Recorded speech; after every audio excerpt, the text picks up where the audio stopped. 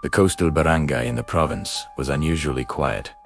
The sea as flat as glass, reflecting a bruised purple sunset. Lando, a fisherman, struggling to feed his family, had spent the whole day at sea with nothing to show for it until his net snagged something heavy near the forbidden reef. When he pulled it up, there were no fish, only a singular, shimmering silver scale the size of a dinner plate, smelling of ancient salt and ozone. Despite the local warnings that the reef belonged to the Kataw, Lando tucked the scale into his pocket, thinking of the money it would fetch. But as he rowed back, the water around his small boat began to churn, not with waves, but with dozens of pale, muscular arms reaching up from the depths. A face broke the surface regal, cold, and possessing gills that pulsed like a heartbeat. The Kataw didn't scream.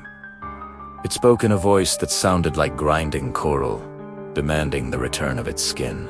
Lando tried to row faster, but the sea itself seemed to pull him backward, the tide rising unnaturally high until it swallowed the shoreline. He saw his wife standing on the beach, screaming for him, but a sudden wall of water rose between them. Realizing the sea would take his entire village to get that one scale back, Lando pulled the silver prize from his pocket and threw it into the dark water. The churning stopped instantly. The sea went silent, but as Lando reached the shore, he looked at his hands.